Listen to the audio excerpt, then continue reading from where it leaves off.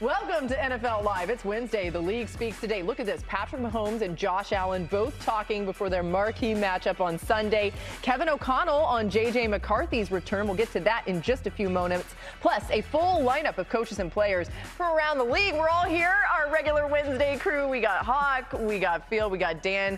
By the way, apparently Hawk has a really great Halloween costume that he's going to wear on TV tomorrow. We're not going to tell you anything more about it. Whoa. TMI. Sorry. TMI. No. I'm just saying it so that you can get excited about it. I feel very much not part of this crew right now. You two are simpatico, and I feel like I don't know what's Adam going on. Schefter. Stars. Yeah, well, you are. The rest of us are mere peons in your presence, but not Adam. He is a star. He's going to be with us all show long. Time for some top stories. Adam, let's start with the latest on Jaden Daniels.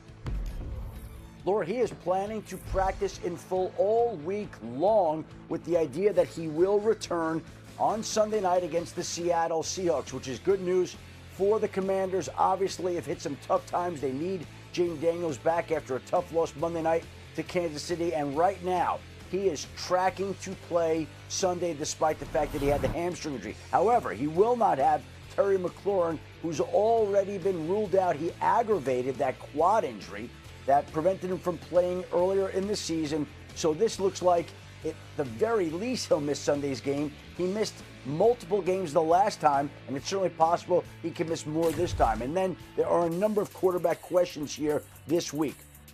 Take a look at the list. The 49ers are still waiting to see whether Brock Purdy will be back. The Bengals think it's 50-50 whether Flacco can play Sunday against the Bears. Michael Penix is considered day-to-day, but Raheem Morris said he feels good about the fact that he'll be playing. Bryce Young was full participant in practice today. That puts him on track to play. And Kyler Murray plays Monday night, and the Cardinals have been hopeful and optimistic that he would be able to come back and play Monday night in Dallas.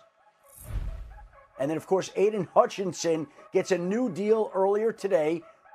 He gets an average of $45 million a year, 4 years, $180 million. He and the Lions have been working on this deal for months and were able to get it together today. It makes him, on average, the second highest paid defensive player in NFL history. And we've seen this be the offseason of the pass rusher deal. We've seen so many of them get huge, monstrous deals, from Danielle Hunter to Max Crosby to Myles Garrett to Micah Parsons. Now Aiden Hutchinson comes in with a 4-year, $180 million deal that includes $141 million in guaranteed money. The Lions continue to lock up their young standout players. Yeah, they do it, and they do it so well. The other thing about Aiden Hutchinson, listen, a lot of people are great on the field. This guy is so great off the field as well. He's done so much in the community there in Detroit and just continues to give back. His family's amazing. All right, let's go to the matchup of the weekend. It'll be in Orchard Park on Sunday night. The Chiefs rolling into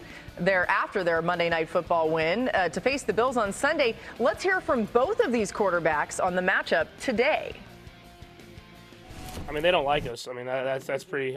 They do not like the Chiefs. But I mean, it is a cool environment. I love playing in like historic stadiums. You want to go in and be in a hostile environment. That's what football.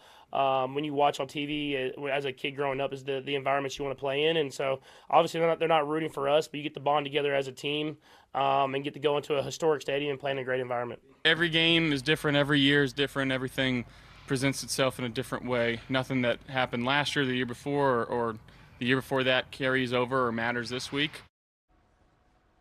All right, ESPN Analytics currently has the Chiefs and Bills with the second and third highest chances to earn the AFC's 1 seed after the Colts, who are 7-1 and hold a 45% chance to get that top spot. Now, this game has huge implications on Kansas City and Buffalo's hopes in that regard, okay? The winner will have just over a 20% chance to finish atop the AFC, and Sunday's loser just a 6% chance. So if you're thinking, like, why does this game matter outside of the obvious things, that 1 seed could be in play. Dan, if you're the Bills, how do you approach this matchup against Kansas City team that's just rolling right now? Well, number one, Josh is going to have to play a lot better than he has this year. Josh has played way too frenetic and poor decision-making wise. I think schematically 2 things that Buffalo can lean into is 12 personnel play action, so 1 back, 2 tight ends play action. Now Dalton Kincaid's health has got to be a big deal in that, and if it's not Kincaid, maybe it's Reggie Gilliam, their fullback, playing that quote-unquote tight end role. It's something that Washington had some success with. The second thing, and they haven't done a ton of that, is some of their RPOs when they just kick the ball to the perimeter. Again, Washington had some success because the pass rush for Kansas City has not been great this year. Spags has even been more aggressive with some of their pressures. I think some of the RPO game where they can get the ball to the perimeter out of his hands right now, yards after the catch to a player like Shakir is going to be really big. But their quarterback, Josh Allen, he's just got to have to play a lot better when it comes to decision-making than he has so far this year. So on Monday night, everybody, at least I know I certainly was in the category of the Chiefs are going to take care of business and absolutely roll the Commanders from Jump Street. The Commanders took the ball. They had a good drive going. Deebo Samuel drops a pass. I can imagine, Laura, the energy in that stadium was totally zapped for the first 5 minutes of the game. It was. If I'm the Bills, and great stuff on the X's and O's there, Dano, I want to just get the ball. If I win the toss, I'm taking the football, and I want to find a way to keep this Chiefs offense off the field to begin the game, because the Chiefs right now are playing with as much confidence as anybody in the NFL. And to Dan's point, like last week, the Bills, they ended up winning the game 40-9 over Carolina. Kind of sloppy in the first half. The first 3 drives, 2 field goals and a punt. This is a team that I think needs to build some confidence in themselves and remind themselves that despite that 2-game losing streak, going into their bye, they were considered an AFC favorite coming into the season. They haven't played with quite the same edge over the past 3 outings. I want to see that on Sunday because, make no mistake about it, this is the biggest test the Bills will face for the remainder of this season. Yeah, the Buffalo Bills have separation issues. And this offense as a whole, like from opponents? These wide receivers and these pass concepts. Now, I don't know if the wide receivers are affecting the play calling or the play calling is affecting the wide receivers. But look, these are critical third downs against the Carolina Panthers. And at the moments that Josh needs an outlet, when blitzes are coming, there aren't guys that are open. So, yes, he's not playing well. But with that comes those decisions. Like, you got to have somewhere to go with the ball, and he's trying to protect it. Now, these are, again, critical third downs. You're seeing these guys are covered up, right? You have to understand that as a wide receiver, separation is a quarterback's best friend. If I'm them going into this trade deadline, you got to go call a guy like Chris Olave. Like they don't have a threat down the field. And these receivers are good. They're just kind of displaced in what their role should be in this offense. You talked about Shakir with those quick throws. That's really their only pass game right now is he gets the ball out of his hands to Shakir, and then he goes yards after catch. They're motioning at the highest rate in the league. And that also tells you they feel deficient at that position. They're trying to scheme their guys to get open. What about more bunch? What about more bunch use for this offense in their pass game? They get to it a little bit in once again their RPO game. They don't use it a ton in their pass game right now. What's the advantage for that? Well, because separation, oftentimes it's man. The bunch, you can you can switch release, you can get defenders running to each other, free access, free open some guys. I think they've done that middle of the pack, and we actually ran these stats for that same thought process. Motion, stacks and bunches, right? They didn't do it as much against the Panthers because they had so much success on the ground.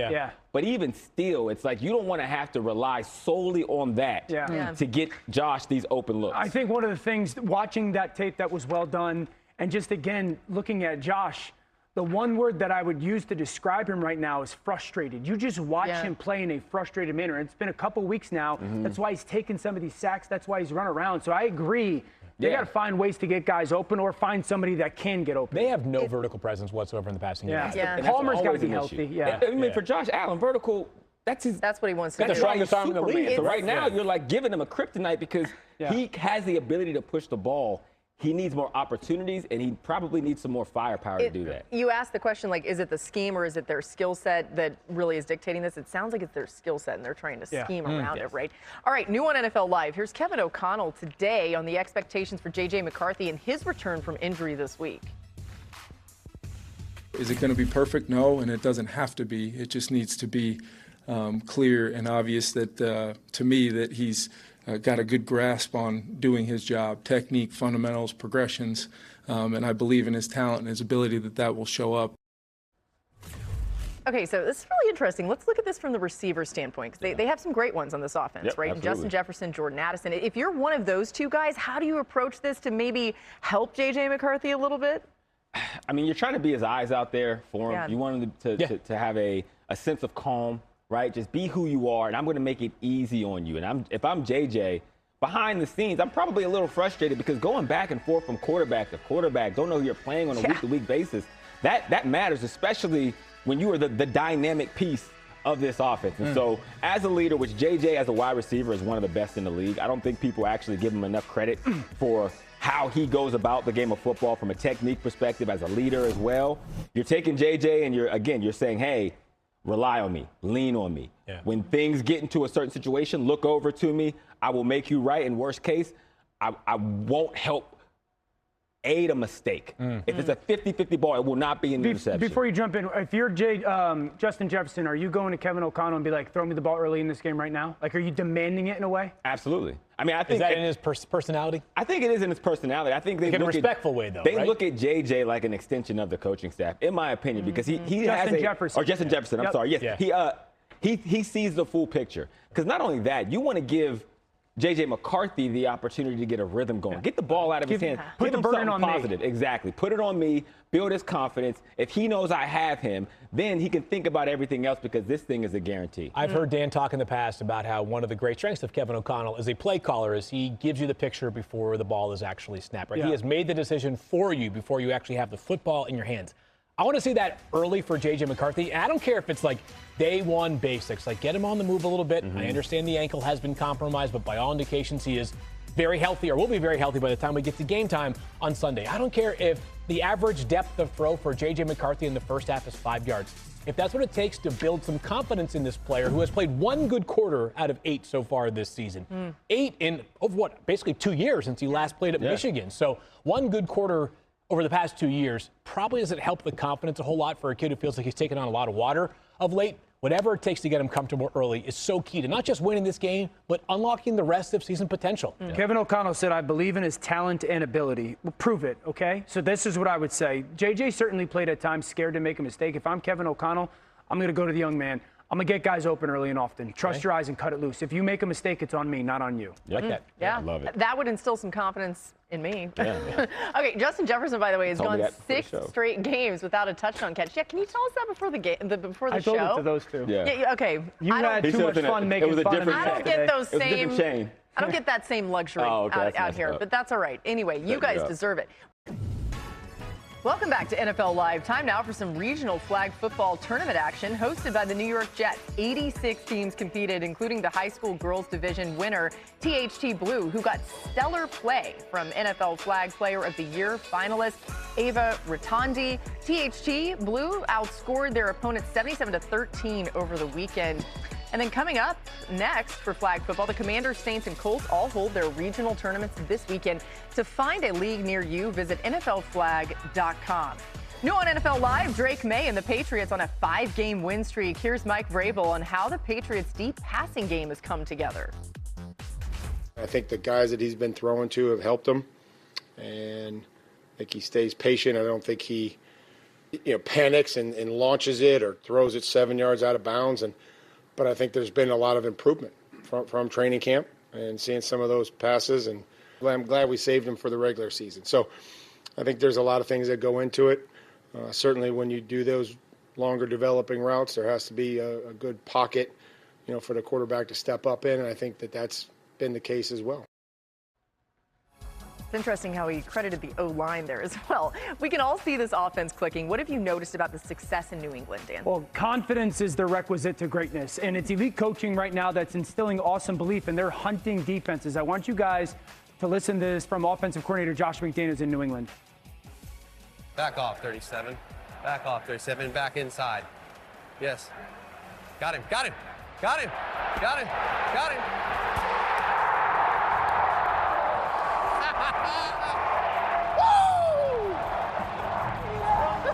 Woo! You attacked it. It was perfect. Perfect. I said, back up, please. Back, and then he did. And then he was way inside. I'm like, oh, here we go. I love that. I love that from Josh McDaniels to Kayshon Boutte. Boutte right now is 3rd in the NFL when it comes to yards per catch. I think he's top 5 in the NFL in touchdowns. If you ask most NFL fans, is that the case? They would say absolutely not. But this young man, what you're seeing is a coach understanding who he is, a coach believing in him, and then his talent getting the chance to shine. And it's one of the reasons that we've all praised Drake May, rightfully so, and his ability to throw the football downfield.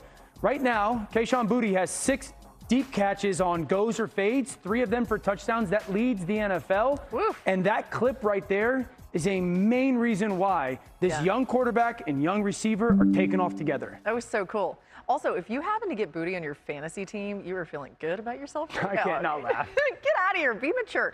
All right, new on NFL Live. Trevor Lawrence and the Jags back from the bye week. Here's Liam Cohen on getting Brian Thomas Jr. going. All you know as a player and as a coach is to just keep pushing through. That there's going to be a breakthrough at some point here to just connect and doing it. And you watch games from last year, because obviously you're watching the Raiders from last year and you're watching big plays being made. And all right, man, like just it has to go happen as much as it can in practice, but also, you know, in the game, it's got to come to life for that connection to truly go. Yeah. What? Oh, go ahead, Hawk. I'm seeing the inexperience in this offense in the way that they gel. Sorry to cut you off there, Laura. No, I'm you're just good. ready to talk about the Jaguars wide receivers because they have talent. To Coach's point, we've seen them do this before in Brian Thomas, and Travis Hunter has a ton of talent, but they're inexperienced at that position. They don't have a veteran that understands how it all gels. They look like a unit that are running the lines on the paper instead of playing the game of football, and that just comes with experience. So my coaching point to the Jaguars receivers would be to continue to fight, keep your head down, because eventually it will all start to make more sense, but they have to do it fast for Trevor Lawrence's sake. Oh, I love it. By the way, you guys can cut me off whenever you want. Like, more you guys, less me. It's always a good thing. Time for Rookie Watch Field, highlighting some of the best rookie performances of this week. I'm so excited to see who you have on this list. Laura, first of all, America disagrees with your last statement right there. But let's get rolling with the rookies that have made an impact, especially recently. Jahdae Barron, the Broncos' first-round pick, his first interception of his young career on this nice play up the seam here. He gets his head turned around, makes a play right at the end of the half, takes points off the board potentially for the Dallas Cowboys. With Pat Surtain now dealing with that shoulder injury, the Broncos are going to need more from Barron amidst that elite defense that they have. They're going down to Houston this upcoming Sunday. We go from a guy on the defensive side of the ball to the offensive side of the ball. Chimere Dike, if you're a Titans fan right now, to me, the most important selling point that you have for your franchise and hope going forward is Cam Ward. Behind that is the rest of the rookie class. 94 receiving yards on 7 catches. This guy is a speed slot who also can find ways to stretch the defense down the field with that cannon arm that Cam Ward has. The chemistry between these two players is coming together in a hurry. Last Thursday night, Aronde Gadsden II kept up his torrid pace as he had 77 receiving yards on 5 catches, plus a touchdown, all that came in the first half. This guy can truly stretch the field. He was a wide receiver when he got to Syracuse for college, became a tight end. The question mark coming into the NFL was how much of a blocker can he be? So far, the early returns are excellent for this guy who has added a new element to maybe the deepest top 3 receiver trio in the entire NFL, Dano. I think the thing that's been most impressive to me, and you tell me if this was the case coming out of school, is for a guy that's really athletic, it's not a just get him the ball in space type of play. He's understanding defenses. He's getting vertically. He's understanding like when to separate versus man, when to sit versus zone. Was that the expectation? Back in Syracuse, it was a lot of like, let this guy go out there and dance and just make things happen with his feet. But again, maybe we have to rethink how much it matters if a guy can really hold his own at the point of attack as a blocker when he's got incredible speed, great length, and incredible hands as well. He reminds me a little bit, maybe not as physically frame-wise gifted, but Jimmy Graham, where you're just kind of going out there, being athletic and making plays on the football. So far what he has done, Laura, is nothing short of excellent over the past 3 games, especially this Chargers offense certainly has a lot of high-flying pass-catching options. Yeah, remember, that was the story last year. We wanted him to get more, and they've really done that. It's Wide Out Wednesday. Dan and Hawk, take it away. This is called improve it, remove it, lose it. I am licking my chops because it's time to eat. Game plan within the game plan. As a quarterback, I'm throwing it to the pylon. As soon as I see you look, I'm looking. Don't do what's on the paper. Do what you know. And when he shows it, it's too late for the DB to get there enough to stop the catch. I didn't know this was coming. This is the fastest speed. Unreal. If I tried that now, I would tear everything. Whoa, whoa. Look at this museum. This is Hawk's beautiful gallery. It's good to talk ball. Come on, man. Wide Out Wednesday, yay. That's right, Wide Out Wednesday. Now, look, it is late October, and me and millions of Americans know that there's a holiday around that time that a lot of people do not celebrate. But still, I'm going to honor it, and I'm talking about Tight Ends Day, not Halloween, Dan. Tight ends, a.k.a. what us slot receivers like to call overweight, slow slots. But there is one tight end in the NFL that has been so good that he has had to make the Louvre in our Improve It, Remove It, Louvre It segment. 3 plays, 1 player, 1 to get better at, 1 to get rid of, and 1 that is a masterpiece and we're going to hang in our museum. It is Tucker Kraft, Dan.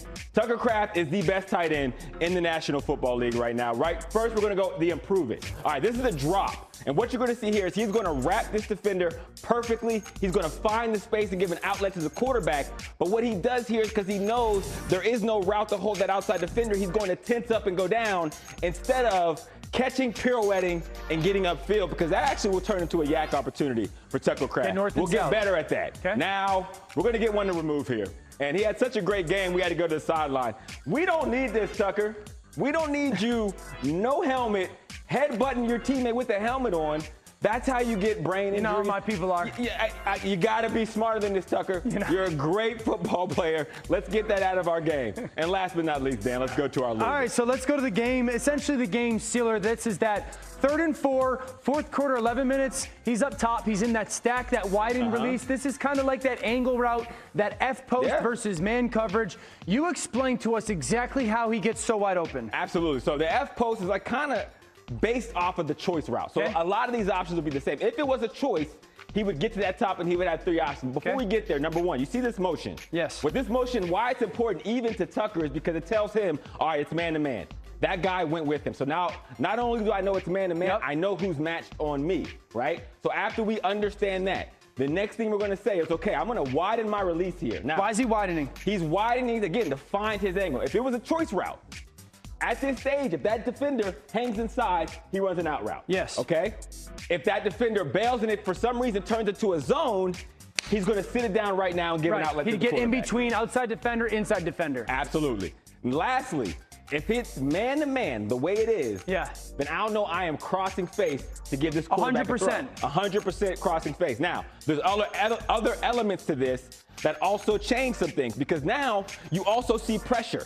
So where typically I would want him to take another rotation, now that we know it's man, it's going to happen a little faster. Okay, so I know that in my mind too. You're telling me he knows because the motion goes, it's man-to-man, so more than likely he's going to push vertical, cross-face. Once he sees pressure, he's speeding it up just by a step? He's speeding it up because he knows that quarterback has to get the ball out of his hands. Now, his outlet and release off the ball is important because he takes it wide, because what you're trying to do now is to get this defender caught on the wrong side of that route that's in front of Tucker Kraft. So you're telling me he's widening to force the defender to widen with him and then essentially create this pick by that top receiver? It's my responsibility to create that pick. I'm in the slot, I widen first. As soon as he falls over the top, I wait for the perfect timing and I cross face. That's why it happens so quick. So also when you see that happen, the defender tries to flow over top. He immediately crosses with great timing. Catch, usually a catch tackle. This is why Tucker Kraft is great. His run after catch is as good as any receiver that you're going to get in the slot in the NFL. When you catch those in breakers, run away instead of vertical from man coverage. Not everybody's blessed to do it. Tucker Kraft does it at a great level. All right, here we go. Tucker, welcome to the Louvre. Our first and only tight end. I'm not doing this ever again. So all my wideouts watching, I apologize. It is tight ends day week, so Tucker Kraft earned it. There you go. Welcome to the Louvre, my boy. Hawk, it's not only that he's the only tight end up there, you know, that stands out. Okay. Wow. I don't know what that's supposed to mean. Dan. The only 80s number? He's the only guy in the 80s. He's the only Packer. He's the only Packer. Okay. True.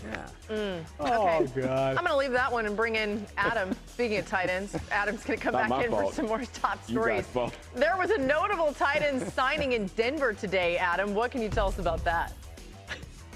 How about the 41-year-old tight end Mercedes Lewis signing with the Broncos practice squad? Now, if they do promote him to the active roster, and if he does catch a pass, he would become the oldest tight end in NFL history to catch a pass in the National Football League. 41 years old, a member of the 2006 draft class. Crazy to think that he's still playing right now, but he's excited to be in Denver. Meanwhile, lots of quarterback news today, Laura. Brock Purdy limited in practice. Joe Flacco 50-50 for this weekend. Michael Penix limited, but the Falcons optimistic. Bryce Young back in full, tracking to play Sunday against the Packers. Kyler Murray, they're planning to having Jaden Daniels also practicing in full, and he is tracking to be able to play on Sunday night for the Washington Commanders. Meanwhile, the Ravens quarterback Lamar Jackson officially is off the injury report and good to go Thursday night against the Miami Dolphins after missing the last 3 games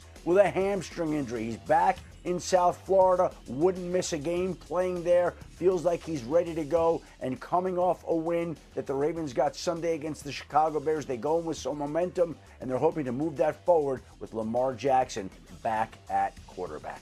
Not me trying to inspect the practice video there and eagle eye it, try to see if I can tell how his hamstring looks. But either way, he's good to go.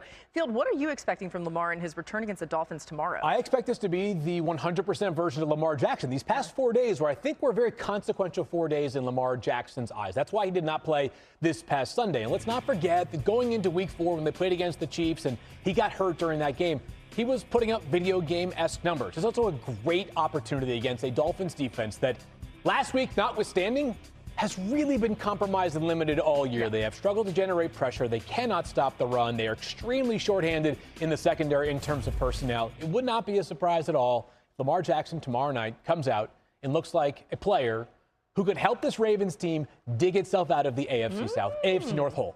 Yeah. I know we're all saying it right now, but it does feel real. They could be within a game and a half by the end of this weekend. There's not a lot of margin for error, right? But according to ESPN's FPI, they are favored in 9 of their 10 remaining games. Wow. So it could be real. I can see 9-1. All right, we got more coming your way here on NFL Live. Don't go anywhere. Here's our Week 9 Monday Night Football matchup. The Cardinals squaring off against the Cowboys. AT&T Stadium, 8 Eastern on ABC, ESPN, ESPN Deportes, and the all-new ESPN app. Peyton and Eli on ESPN2. Coverage kicks off with NFL Live at 3 Eastern from Arlington, Texas. And then the Monday Night Countdown crew comes your way at 6. We can't wait to bring this one to you. It's going to be a whole lot of fun on Monday. All right, so here's one of the teams that was on Monday night last week, the Commanders. They're heading to Seattle. The good news, Jaden Daniels back at practice today, and you heard Adam saying he's expected to play. The bad news is they have to face the Seahawks defense that is near full strength coming off a bye. Terry McLaurin won't play after re-injuring his quad. And here's Dan Quinn on adjusting without McLaurin today. That's part of the gig, and you find a way, and every game isn't played out exactly the same. What do we need to do to match up in this game? And one of the things I really admire about Jaden is, man, can he adjust? It's a factor, but one thing about Jaden, man, he's a great communicator, and, this guy figures it out. He just does. He's got that X factor to him, and that's how we got to get down. Okay, so we're going to get to the McLaurin piece of this and all, but Field, with the positive update on Daniels today, let's look at this matchup if he plays. How does the Commanders' offense match up against Seattle's really good defense? Yeah, I always think one of the most fundamental challenges for a defensive coordinator facing a mobile quarterback is this. Do we play man coverage and blitz him and risk the possibility of him breaking the pocket and scrambling for 25 yards on a given play, or do we sit back in zone, only rush 4?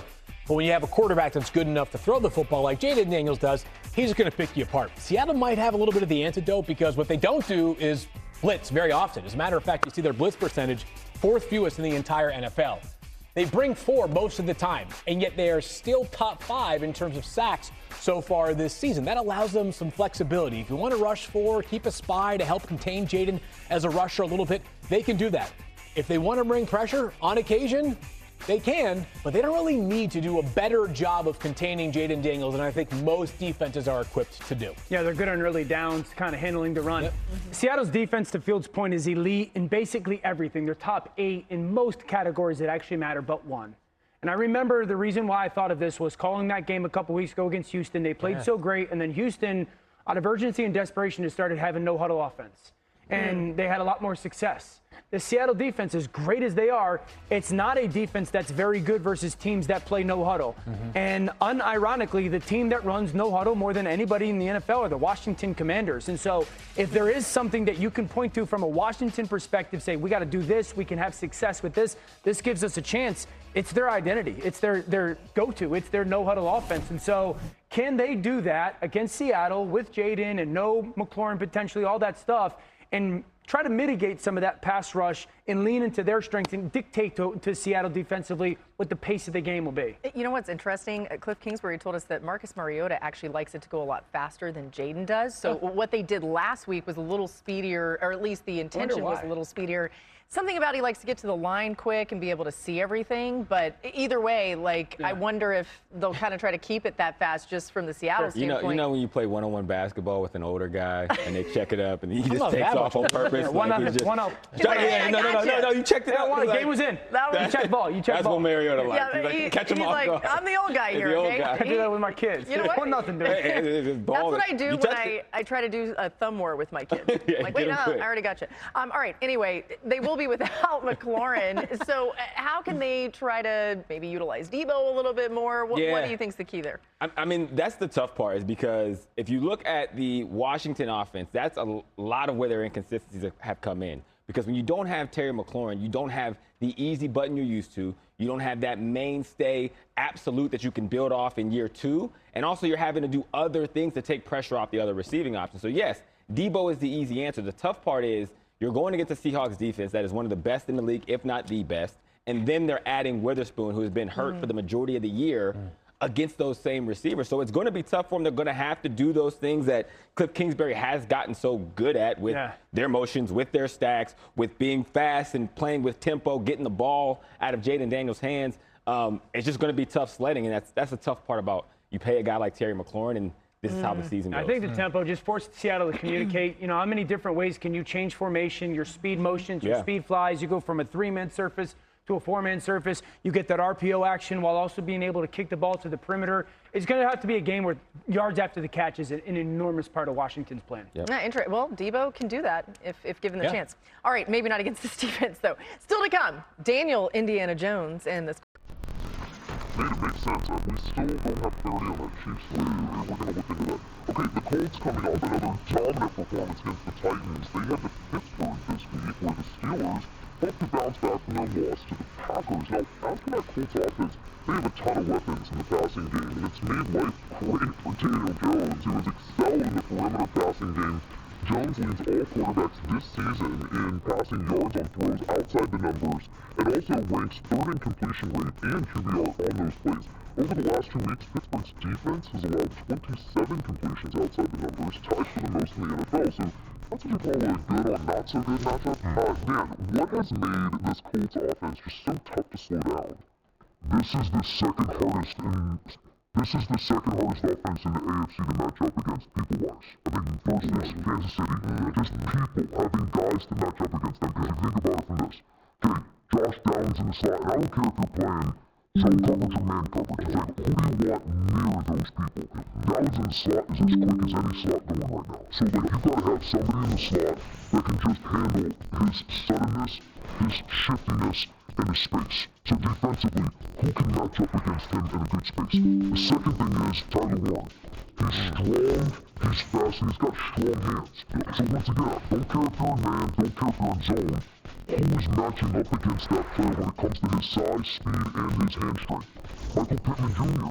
Once again, it's not the speedster, but when I'm talking about the size and the catch strength that he has, who you put near him? And then Alec Pierce, I guarantee you, if you asked everybody that follows the NFL, what receiver leads the NFL in yards per catch, no one would say Alec Pierce. Alec Pierce leads the NFL in yards per catch. And I'll ask again, he's 6'4", big frame guy. So who do you have? So you're thinking about it from a defensive perspective, right? You gotta have somebody that is strong enough and big enough to handle Pierce on the outside, strong enough and kind of firm enough in coverage to handle Pittman. Then you gotta have someone shifty enough to handle Downs, and someone just that is big enough to handle Tyler Warren, but also just like making a play on the football as well, while also not paying attention to it. What defense matches up? Like, I don't think that outside of Kansas City, I think this is the hardest group to match up. That one, not that defense. I think you're exactly right. When I look at this offense, it gels so well for every reason you said. It's getting to the same point because they have like a horizontal pass game that Daniel Jones is quick with decisions. He always knows where his outlet is and when they're going to be there. So he can scan really well, but they play so well as a unit, to your point, from Pierce to Downs to Pittman to Warren, and the way they come together in spacing. Like, they